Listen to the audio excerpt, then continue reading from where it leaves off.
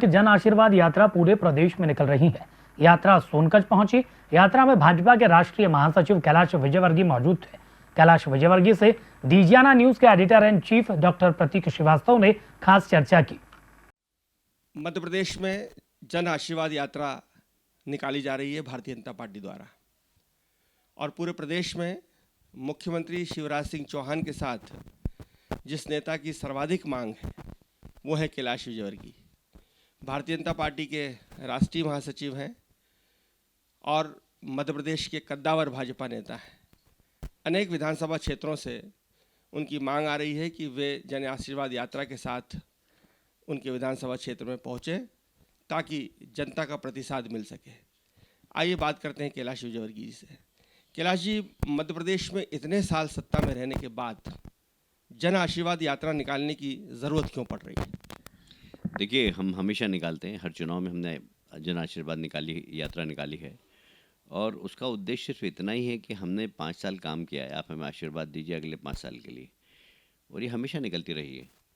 इस बार थोड़ा सा स्वरूप बदला है क्योंकि समय कम था तो 5 यात्राएं निकली, नहीं तो शिवराज जी लेके निकलते थे और वो 3-4 महीने यात्रा चलती थी। इस बार 20 दिन के अंदर ही पूरी यात्रा ख़त्म हो जाएगी क्योंकि 5 यात्राएं निकली, अलग अलग क्षेत्रों से अलग अलग नेता गए हैं। उसमें हर जगह शिवराज जी भी गए हैं, पर नरेंद्र सिंह जी, प्रहलाद भाई, हम सब लोग अलग अलग यात्राओं में गए, और वहाँ हमने कहीं सिंधिया जी गए, कहीं हरवंश सिंह जी गए, तो बहुत अच्छा प्रतिसाद मिला है और लोगों ने बहुत प्यार और बहुत स्नेह दिया है। कल की ही सभा हमारी सोनकच्छ में रात को 11:30 बजे स्टार्ट हुई और हज़ारों की संख्या में लोग थे।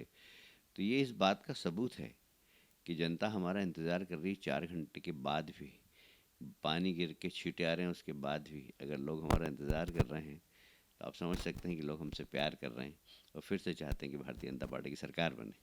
लेकिन पार्टी के कार्यकर्ताओं का एक असंतोष सामने आ रहा है। सिंधिया जी झाबुआ गए तो वहाँ उनको विरोध का सामना करना पड़ा। ग्वालियर चंबल संभाग में बहुत सारी गुटबाजी खुलकर सामने आई है। मालवा निमाड़ में भी यही स्थिति है। तो क्या पार्टी इस सब से निपटने के लिए तैयार है या पार्टी अंदर ही अंदर जूझ रही है? आपने एक बार कहा था कि भारतीय जनता पार्टी को अगर कोई हरा सकता है तो सिर्फ भारतीय जनता पार्टी हरा सकती है। तो क्या कुछ द्वंद्व है पार्टी के अंदर? ये 4 महीने पहले का सीन था, अब सिनेरियो बदल चुका है। मैं आपको बता दूं कि हम सारे सीनियर लीडर्स हर ज़िले में जाकर और कार्यकर्ताओं से मिले हैं, कार्यकर्ताओं से चर्चा की है, और मुझे लगता है कि कार्यकर्ताओं में बहुत धैर्य है, बहुत साहसी है, बहुत प्रतिबद्धता है, और सब चाहते हैं एक बार फिर से भारतीय जनता पार्टी की सरकार बने और मोदी जी केंद्र में सरकार बनाए और डबल इंजन की सरकार के माध्यम से मध्य प्रदेश का विकास। एंटी इनकम्बेंसी की बात अगर की जाए, क्योंकि इतने लंबे समय से भारतीय जनता पार्टी की सरकार रही है, स्वाभाविक होता है कि जब सत्ता में होते हैं तो सत्ता विरोधी मुद्दे होते हैं, सत्ता विरोधी रुझान होता है। उससे निपटने के लिए पार्टी ने क्या रणनीति बनाई है? देखिए, एक बहुत बड़ा फ़ायदा हुआ हमें अप्रत्यक्ष रूप से कि 15 महीने कांग्रेस ने सरकार चलाई, तो एंटी इनकम्बेंसी अपने आप खत्म हो गई। कांग्रेस के 15 महीने के कार्यकाल में जिस प्रकार का भ्रष्टाचार हुआ, जनता से वादे किए थे, किसानों का कर्जा माफ़ कर देंगे, बेरोजगार नौजवानों को रोजगार भत्ता देंगे, दूध उत्पादकों को 5 रुपये प्रति लीटर सब्सिडी देंगे, ऐसे बहुत सारे, गुरुजी को रेगुलर करेंगे, और न जाने कितनी सहकारी संस्थाओं के लिए उन्होंने वादे किए थे, एक भी वादा पूरा नहीं किया। इसलिए टेस्टेड और रिजेक्टेड हो गई अब कांग्रेस। और भारतीय जनता पार्टी के पास विश्वास है, भारतीय जनता पार्टी के साथ मोदी जी का नेतृत्व है, प्रदेश में शिवराज जी का नेतृत्व है, और दोनों नेतृत्व के प्रति प्रदेश की जनता में विश्वास है। ये भी चर्चा है कि कई विधानसभा क्षेत्रों से आपकी मांग हो रही है कि आप यहाँ से चुनाव आकर लड़ें। महू में भी मांगा जा रहा है आपको कि आप आएँ। इंदौर की अनेक विधानसभाओं में ये जिक्र है कि आप चुनाव लड़ेंगे, और प्रदेश की जो दूसरी इलाके हैं वहाँ से भी कहा जा रहा है कि कैलाश जी को यहाँ भेज दीजिए। तो आप चुनाव लड़ेंगे या चुनाव लड़वाएंगे? देखिए, चुनाव लड़ना होता तो पिछली बार ही लड़ लेता मैं, और नाउ रनिंग 65+, तो नए लोगों को अवसर देना चाहिए, ऐसा मेरा मानना है। पर पार्टी अगर कहेगी कि नहीं लड़ना है तो पार्टी के आदेश का मैं पालन करूंगा। वैसे मेरी स्वयं की बिल्कुल लड़ने की इच्छा नहीं है चुनाव। सोनकच्छ विधानसभा में जहां आप हैं वहाँ मतभेद सामने आए थे। जब राजेश सोनकर को उम्मीदवार घोषित किया था, वो सावेर के रहने वाले, उन्हें यहाँ भेजा गया तुलसी सिलावट जी को सेफ करने के लिए, और अब यहाँ जो राजेंद्र वर्मा थे उनकी कुछ नाराज़गी थी, वो नाराज़गी किस तरह से दूर हुई? और ऐसी नाराज़गी पूरी 39 जो आपने टिकट घोषित किए हैं, लगभग सभी जगह ऐसी आई है। चाचौड़ा का मामला तो यह है कि उन्होंने पार्टी छोड़ दी है, और भी जगह इस तरह की स्थिति आई है, तो उनसे निपटने के लिए पार्टी क्या कर रही है? देखिए, बहुत कम ऐसी सीटें हैं जहां पर इस प्रकार के विवाद हैं। जब पार्टी लोकप्रिय हो जाती है, जब पार्टी में उम्मीदवार की संख्या बढ़ जाती है, तो इस प्रकार की घटना हो सकती है। पर Bharatiya Janata party cadre based party है। हमारे यहाँ इस प्रकार की घटनाएं कम से कम होती है। मैं ये नहीं कहता हूँ कि नहीं होती है, पर कुछ लोग नए आते हैं और वो धैर्य नहीं रख पाते हैं, तो इस प्रकार की रिएक्शन करते हैं। पर अधिकांश सीटों पर हमारे यहाँ लोग सेट हो गए। जहाँ तक सांवेर की बात, ये सोनकच्छ की बात कही है आपने, सोनकच्छ में दोनों ही कैंडिडेट बाहर के हैं। जो कांग्रेस के उम्मीदवार हैं वो भी बाहर के हैं और इंदौर के हैं, और राजेश सोनकर जी भी इंदौर के हैं। तो इसलिए बाहर और इंदौर का कोई प्रश्न उठता नहीं है। जिस प्रकार राजेश सोनकर जी का व्यक्तित्व है, जिस प्रकार राजेश सोनकर जी की शालीनता है, जिस प्रकार प्रो डेवलपमेंट उनका स्वभाव है, क्योंकि जिस किसी को देखना हो तो सांवेर में जाकर देखे कि एक बार के विधायक ने कितना काम किया है वहाँ। और सोनकच्छ में 5-5, 6-6 बार के विधायक है और कुछ नहीं कर पाए। मैं बड़ा दुख हुआ मुझे जब मैंने इंटीरियर एरिया में प्रवास किया सोनकच्छ विधानसभा में, तो मुझे लगा कि 5-5 बार का व्यक्ति जो सांसद रह चुका है, जो कैबिनेट मंत्री रह चुका है, वो अपने कॉन्स्टिट्यूंसी में विकास नहीं कर पाया। ये तो बहुत ही शर्म की बात है। आप प्रतीक जी इंदौर के हैं, मैं भी 6 बार विधायक रहा।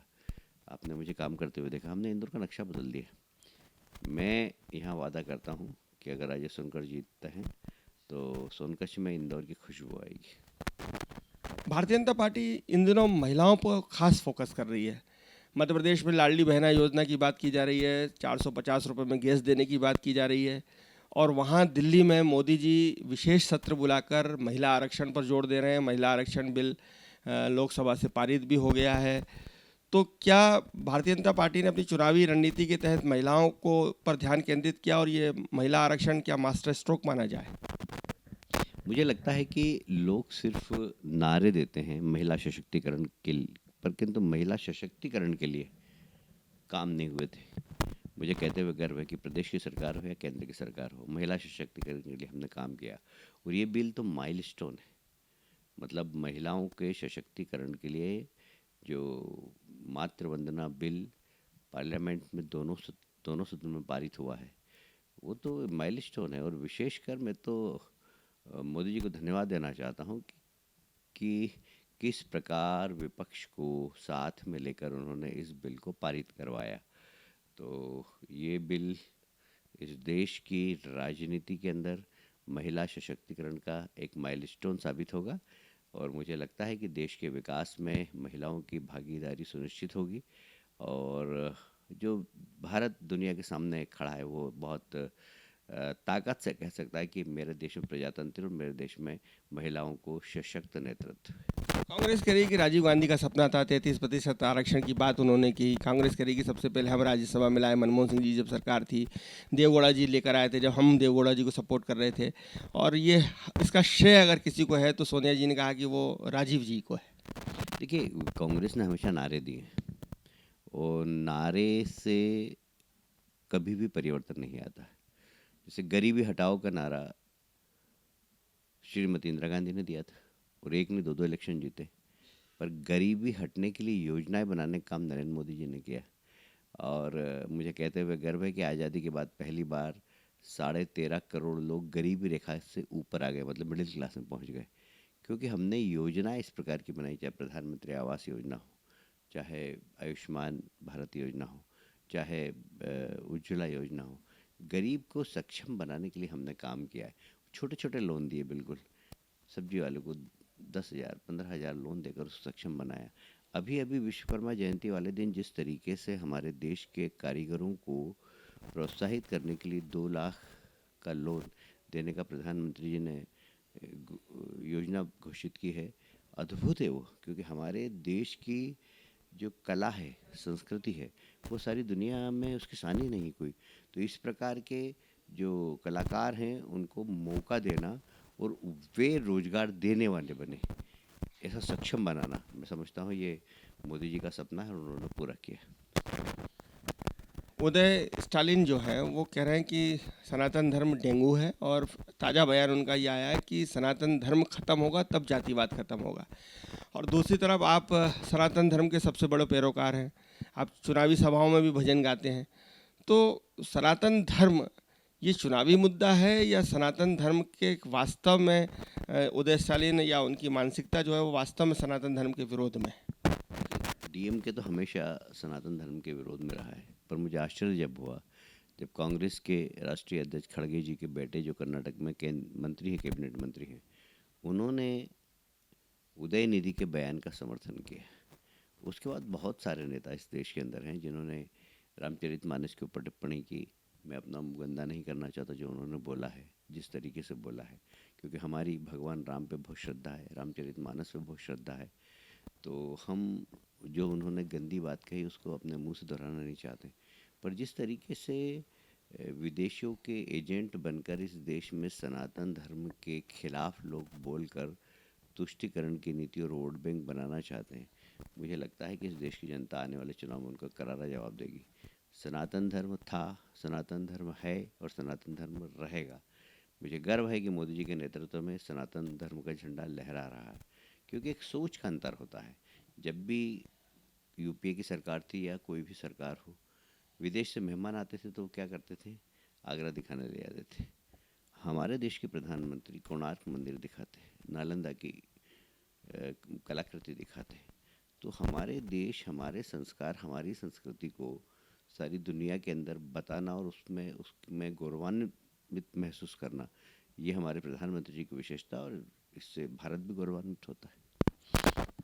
कमलनाथ जी कहते हैं कि वो सबसे बड़े हनुमान भक्त हैं और उन्होंने मध्य प्रदेश में सबसे बड़ा हनुमान मंदिर बनाया। दिग्विजय सिंह जी भी कहते हैं कि वो बड़े सनातनी हैं। तो अब भारतीय जनता पार्टी का जो हिंदुत्व था, हार्ड कोर हिंदुत्व, क्या उसको कांग्रेस ने हाईजैक कर लिया है? मुझे लगता है कि कमलनाथ जी और दिग्विजय सिंह जी वोट की राजनीति के लिए कुछ भी कर सकते हैं। जैसे भेष बदलकर सुपर्णखा राम के पास चली गई थी, इस प्रकार ये भेष बदलकर जनता के बीच में जाना चाहते हैं। बाकी कांग्रेस का चरित्र जनता ने देखा है। राम मंदिर का इन्होंने विरोध किया, न सिर्फ विरोध किया, कोर्ट के अंदर एफिडेविट दिया है। कपिल सिब्बल जो इनके एडवोकेट हुआ करते थे, उन्होंने कहा राम काल्पनिक है, रामचरितमानस काल्पनिक है, इस पे कोई विश्वास ही नहीं किया जा सकता, इसका कोई सबूत नहीं है। अब इनको राम का सबूत देने की आवश्यकता है राम के देश में। वो कांग्रेस के लोग मध्य प्रदेश में वोट प्राप्त करने के लिए आज हनुमान मंदिर की बात करते हैं, हनुमान चालीसा पढ़ रहे हैं, तो उनके चेहरे को लोग पहचानते हैं कि उन्होंने मुखौटा और कुछ लगा रखा है। हम तो हमेशा राम की पार्टी रहे, राम दल हम आएंगे, मंदिर वहीं बनाएंगे, ये हमने शुरू से कहा है। और मंदिर डंके की चोट पे बना मोदी जी के नेतृत्व में। जो 500 साल की समस्या थी उसका निराकरण मोदी जी ने किया है। तो हम गौरवान्वित है कि मोदी जी के युग में रह रहे हैं कि हम मंदिर बनते हुए देख रहे हैं। तो हमारी 5-6 पीढ़ी पहले लोगों ने मंदिर टूटते हुए देखे थे।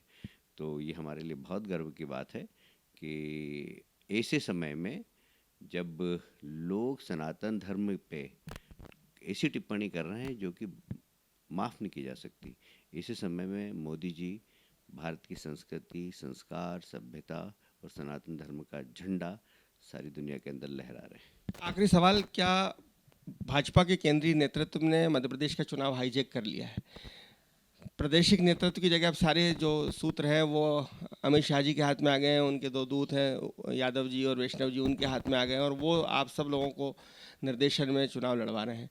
क्या स्थानीय मध्य प्रदेश के नेतृत्व पर विश्वास में कमी थी या उनको स्थितियां ऐसी लगी कि केंद्रीय नेतृत्व को लगा कि चुनाव उन्हीं को लड़ना चाहिए? देखिए, ऐसा है कि जितने भी निर्णय हुए, हम सब जो कोर कमेटी है उसके बीच में कोई सा भी निर्णय हो, चाहे टिकट बांटने का हो, चाहे रथ यात्रा निकालने का हो, तो कोर कमेटी में नरेंद्र सिंह जी है, मैं हूँ, हमारे माननीय मुख्यमंत्री जी है, संगठन मंत्री जी हैं, प्रदेश अध्यक्ष जी हैं, हम सब लोगों ने, तो हमारे यहाँ कलेक्टिव लीडरशिप है और कलेक्टिव लीडरशिप ही निर्णय लेती है। और इसलिए ये कहना है कि केंद्र ने कब्जा कर लिया, ऐसा बिल्कुल भी नहीं। केंद्र ने मार्गदर्शन, हम जो भी करते हैं उनसे मार्गदर्शन लेते हैं, क्योंकि उनका अनुभव है अपना सारे देश के अंदर चुनाव लड़ने का, तो हम उनसे खाली मार्गदर्शन लेते हैं। बाकी सारे निर्णय प्रदेश के नेता ही मिलकर एक साथ कर रहे हैं। आप वैसे ज्योतिष नहीं हैं, लेकिन फिर भी आपकी राजनीतिक भविष्यवाणियाँ सही साबित होती हैं।